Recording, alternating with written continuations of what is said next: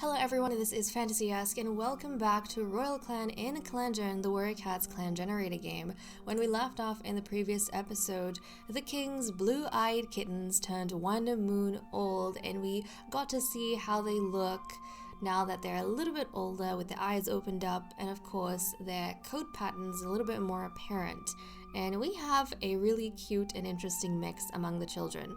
Now I call them blue-eyed, even though one of the kittens has cobalt eyes, and the other two have like sunlit ice, because sunlit ice is a mixture of blue and yellow, just a little bit. I think there's more yellow pixels than blue, but still, I mean, it's ice, right?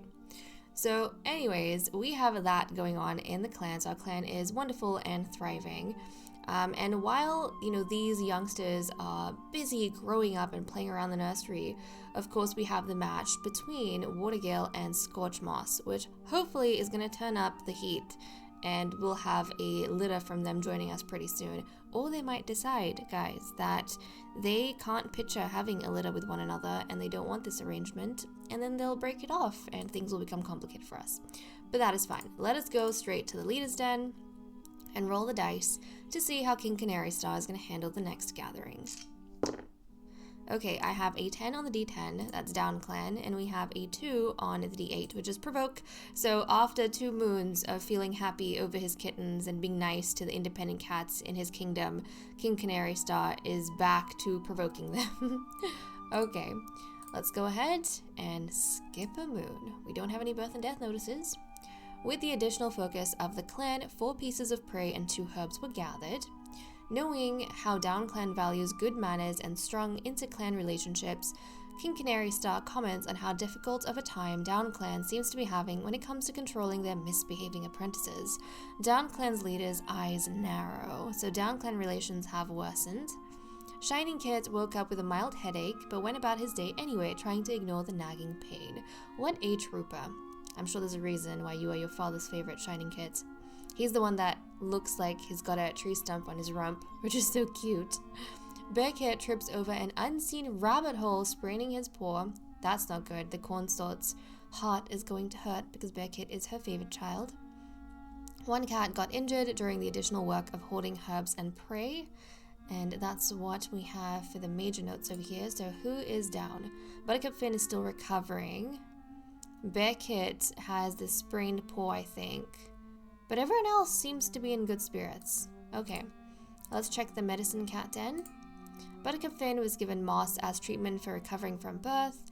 With the additional focus of the clan, following herbs were gathered, 1 marigold and 1 tansy. Okay, let's check up on our relationships. Ferntail spent a long time talking with Flarekit and was impressed by Flarekit's insight.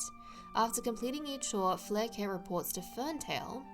Okay, so the king's daughter is bonding with the king's right hand, or getting along well with the king's right hand.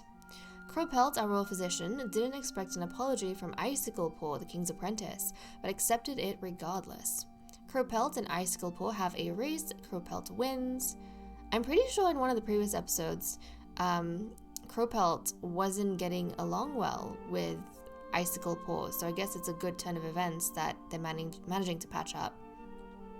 Makes sense, right? That the king's apprentice would have to work closely together with other members of court to fulfill whatever it is the king wishes done. Scorchmoss caught Crowpelt complaining about her behind her back. Oh. Okay, so the royal physician was complaining about Scorchmoss, who is, or has been, mated to Watergale. And Watergale is the cat that Crowpelt has feelings for. Right, so I wonder if Crowpelt maybe is lumping Scorchmoss in the same category as Ferntail when it comes to pursuing Watergale. But Crowpelt maybe doesn't realize that Scorchmoss was interested in Flailstorm. She wanted nothing, or she had nothing to do with Watergale until the king stepped in. So maybe that's a misunderstanding there. Scorchmoss got a bunch of cats up for morning stretches. They didn't like it. Scorchmoss doesn't like it when Bear Kit is all talk and no action. Oh. What, is Bear Kit making out to be fearless, but he's talking as though he's fearless and not actually doing something that requires that level of courage? Huh. Icicle Paw wishes he could get his pelts to shine like crow pelts. That's really cute. A big bug keeps buzzing around Flailstorm and Flarekit. Flailstorm and Icicle Paw had a great time on a patrol. King Canary Star poses a crazy theory to Watergale and they chat about it for a while. King Canary Star and Scorchmoss always have something to share with each other. That's interesting. I kind of like this as maybe the king checking in on Watergale to see how his relationship is going. And then straight after that conversation, he's going to check in on Scorchmoss to see from her perspective, like how are things going with you two? Are you making some progress? Is everything okay? I know the matchmaker can't work just yet, but you guys should be able to work something out on your own. Scorchmoss won't stop looking at a specific clanmate while talking to Watergale. Okay, and then she went to talk to Watergale after the king approached her, but then she was distracted by someone. I wonder if she was looking at Flailstorm and that's why she was distracted. Watergale basks in the sun with Flailstorm, and then I love that straight afterwards, Watergale is just chilling with Flailstorm. A clanmate claims that Smokewater wants Flailstorm dead. Smokewater!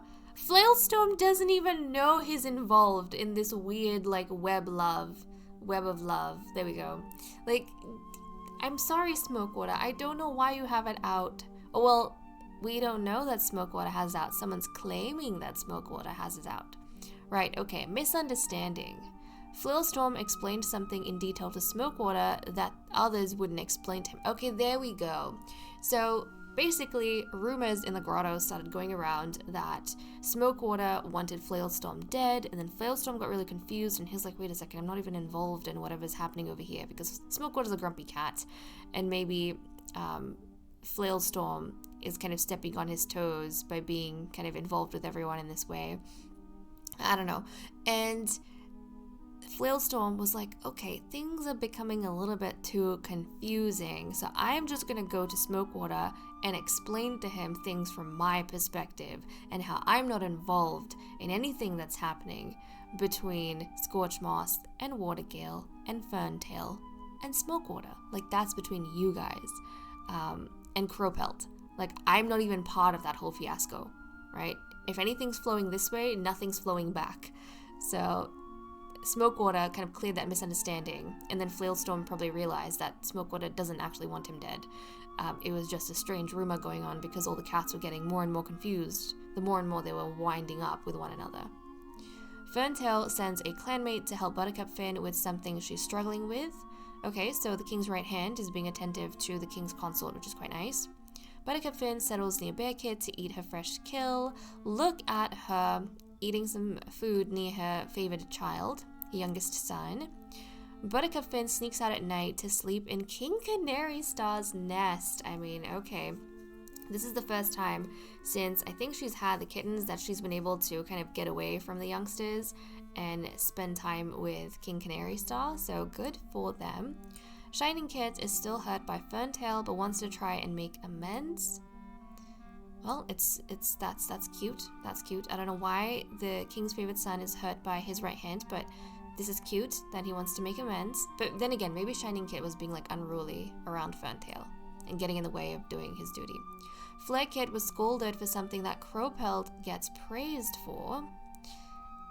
You know what? Flare Kit's unruly as well.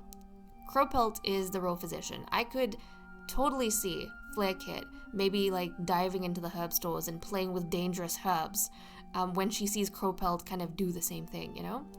But Crowpelt, he doesn't play with dangerous herbs. He sorts through the dangerous herbs. And so when Flare Kit is doing this without knowing what she's getting involved in, she probably is getting told off for putting herself in danger. Bearkit notices how Buttercup Finn is being helpful around camp. Oh, and then he has a good impression of his mother, which is very nice. And that is all we have for the events. So let me cut the recording here and then we'll continue with the cat list. Okay, let us continue with the cat list. So first up we have loyalties where nothing has changed. Everything is still the same. That aside, we did have something surprising pop up in the relationships. So out of everything I explained beforehand, like in the previous episode with the way the love arrows are pointing, nothing has changed in that regard except for one cat, right? So Crowpelt, guys, we know how Crowpelt has been complaining about Scorchmoss behind her back, and he's like throwing her in the same pool as Ferntail, and them two kind of being after Watergale and everything because Crowpelt had feelings for Watergale, and suddenly all these other cats kind of came in between of that. So there is that. Although I have to say, Crowpelt from the beginning had an inkling that there was a love triangle between Ferntail, Smokewater, and Watergale. Like when he was a matchmaker, used to watch this thing between the three of them. But I think as time went on, maybe he thought that Ferntail was leaning more towards Smokewater, and then he started sympathizing with Watergale and his loneliness, and then he started having feelings. And after that, the king paired Watergale with Scorchmoss, so that brought like an unexpected addition to this whole equation, which Crowpelt didn't like, which is why he was complaining about Scorchmoss. But then I checked his relationships. And now he has started to notice Scorchmoss a little bit more. He's developed some feelings for Scorchmoss, and he actually romantically likes Scorchmoss more than Watergale now. And I'm wondering if the more he complained about her, the more he started paying attention to her, and the more he started paying attention to her, the more he realized what a fine she-cat Scorchmoss was, and how he was being more and more drawn in. So right now I think his feelings for Watergale are waning a little bit, and he's becoming more intrigued by Scorchmoss. So that is something for us to kind of keep an eye on over there. Okay, so that done, we obviously don't have any matchmaking we need to do because we can't. So let's just go ahead and see what everyone's up to for the day. So King Canary Star rolls his eyes when Smokewater suggests sharing their fresh kill with other clans. Of course not, that's ridiculous. Why would we do that? Smokewater is being too sympathetic with the others. Ferntail is feeling perplexed, probably about his feelings. I understand, Ferntail. I understand. Crowpelt can't keep up with Icicle Paw, who he has been getting along quite well with. Buttercup Finn pulls Shining Kid aside and starts grooming him despite his protests. Scorchmoss is remembering simpler days with fondness. I love that. Maybe simpler days before everyone's feelings got way too complicated. Back when they first came into the grotto, 10 cats, without any sort of connections except for the desire to rule a kingdom. Flailstorm is keeping an eye on some rowdy kits, and we have 2 unruly kits, so could definitely see that with him. Icicle Paw is feeling restless. Watergale went out to be by himself. Right. Watergale probably just needed to get away from everything and sort through his thoughts and feelings. Smokewater is hoping he finds an opportunity to slip back to his nest. Shining Kid is glad it's not so hot out anymore. Flare Kid feels a sense of dread. Okay. And Bear Kid is pestering older cats to play with him, even though he has a sprain and he shouldn't be playing. Bear Kid, rest up. Okay, so that's all we have for the cat list. Let me cut the recording here and we'll continue with patrols. Okay, let us resume with our patrols. We currently have 83 prey and we need 21.5, so we don't have to worry about that. Let's send out Crowpelt to the forest around the grotto. There's still time this leaf fall to store away a good harvest of dried but potent daisy leaves, in case Royal Clan's elders need it for their joints or cats need to unexpectedly travel. Proceed. Frustratingly, some herbivore has come through and feasted on the daisies Crowpelt targets. The plants will recover, but these half-chewed-on leaves are useless to Royal Clan. So he could not manage to find anything on his day out, but that's okay. And then we are sending off Icicle Paw, Flailstorm, Scorchmoss, Ferntail, and King Canary Star. So let's see what they get up to. As they wander searching for prey, King Canary Star finds something far more dangerous and calls the rest of the patrol over for a lesson. Proceed. These 2-leg traps are powerful and dangerous, King Canary Star instructs. strong enough to hold a rabid fox, and with gaps so small not even a flickering plume of scorching fire could escape. No cat should ever wander into their metal jaws. They bring only a little bit of prey home, but the lesson is worth the time it took away from hunting. A small amount of prey is brought to camp. That would be such an invaluable experience and lesson for all of the cats on this patrol, especially Icicle Paw, who might not have come across something like this in his life before. So hopefully this is going to keep them from falling into, human traps or two-leg traps when they get into situations like this in the future. Okay, and now we have 103 prey. So guys, with that said and done, I am going to wrap up over here.